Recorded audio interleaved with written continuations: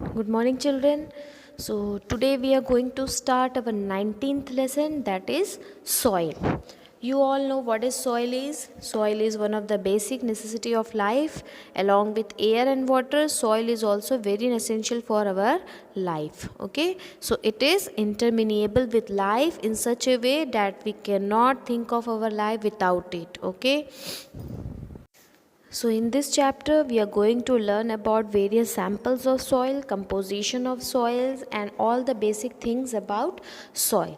So come let us read detail in composition of soil. Okay. So the diagram which you are seeing is the composition of soil. You are seeing that the layers are formed between the particles which are sized differently. The heaviest particles forms the lowest bottom, that is R horizon, and they are called parent rock, and the highest particles like humus, dead decaying matter of plants and animals, they form the upper layer, and that is called O horizon. Okay, so in your book there is one activity that we will see later on. In this diagram you can see the various horizons of our soil, and you can see about the soil profile also. If you want to know the profile of the soil, you have to go near to the side of the building where buildings are made where the foundations of house or well are keeping. So in this depth you can see the different layers of soil, and each layer is having different types of color, composition and depth. So these layers are called stratas. Okay. So the main strata, that is strata A0, the topmost layer is called the carbonic strata. It is formed by the plants and other carbonic organisms present in the ground. In this strata, the decomposition of the carbonic compounds goes on, and so this strata has a dark color. You can see the dark color strata in the topmost layer, and it's dark color because of the composition of organic compounds, carbonic compounds in them. Okay, and it is formed by the plants and other organisms. Okay, the next strata is A strata. This lies below the first one, and it is the living place of many organisms as earthworms, fungi and bacteria, and this strata is full of humus, and it is soft, porous and retains much water. The next strata is B strata.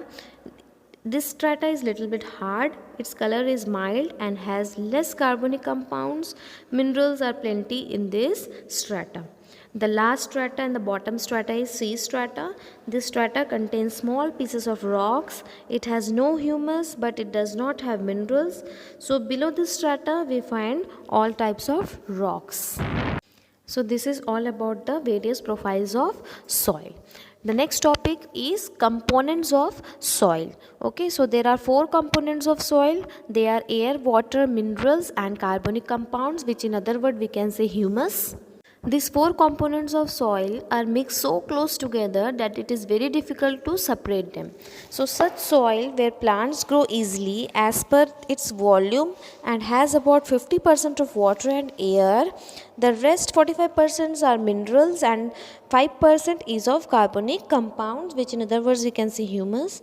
So the minerals of the soil come from the rocks and from which the soil is formed. Okay, so children, again and again I am using the word humus. So do you know the meaning of humus? Humus is found on the topmost layer, and it helps in providing nutrients to the plants and also helps in binding the soil particles. Okay, so in this topic you have read about the components of soil. So there are four components of soil, I told you. So there is 50% of water and air, that is 25% air, 25% water, 45% are minerals and 5% are humus, which is on the topmost layer of it, which provide nutrients to the plants and also helps in binding the soil. Now we are going to see about the porosity of the soil. Porosity, in this picture you can see one is the tight and normal soil, and another one is compacted soil. Okay, the first picture, it has more air space in between the particles of soil, and in the next picture no moisture, no air is there. So even though the particles of the soil are binded together, here are some vacant spaces in between them. So they are called the pores. You can see in the first picture so many vacant places are there. So they are called pores. These pores are filled with air and water, and it is due to these pores the soil has the quality of porosity. So what is the use of porosity? So porosity of the soil plays an important role for plants and animals. Plants and animals use air and water present in the pores of the soil, and it is due to the porosity that soil can retain air and water for the longer time.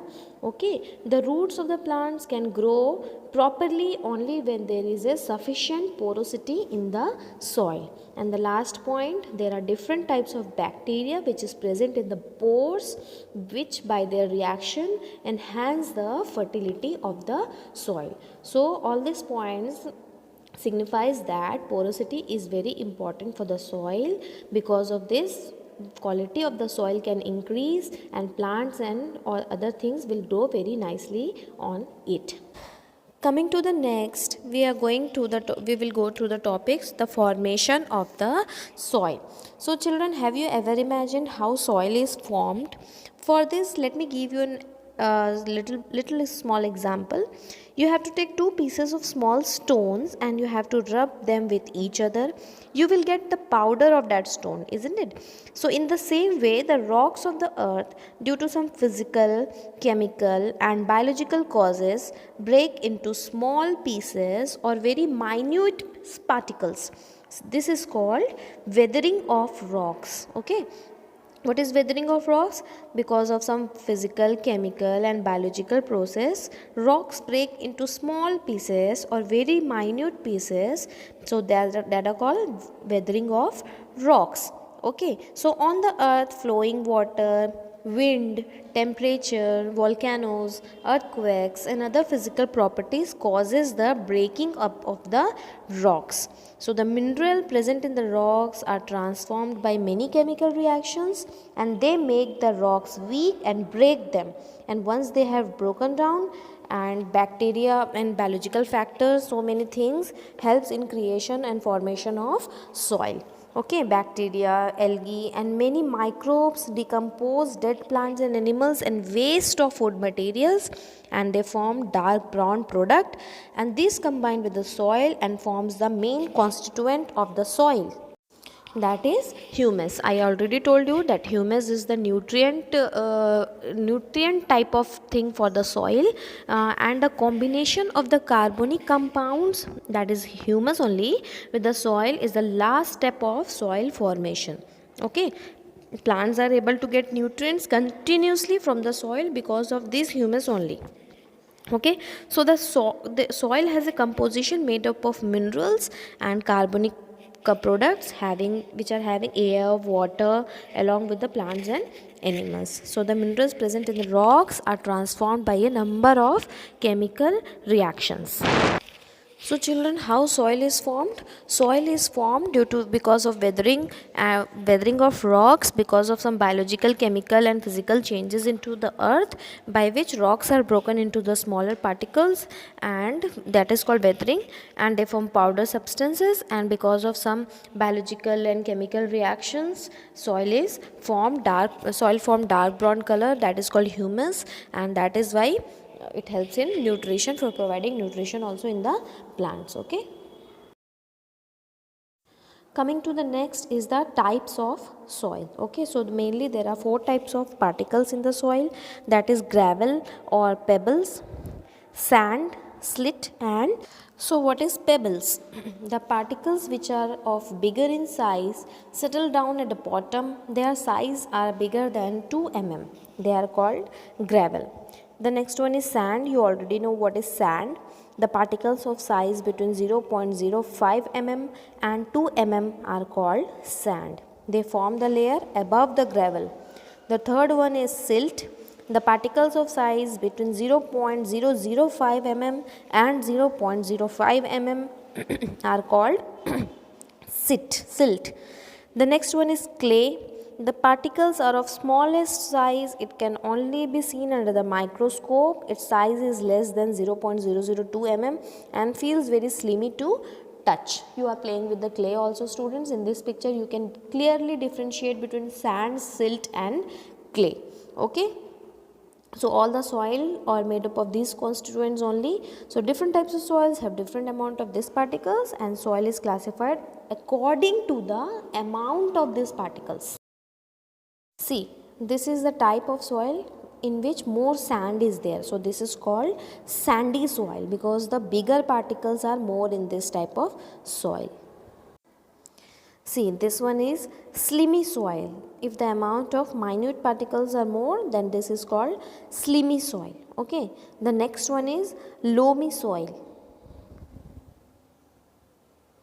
What is loamy soil? The soil which is having equal amount of small clay and the big sand particles are called loamy soil. Loamy soil is formed by sand, and slimy soil and humus. You can see in this picture.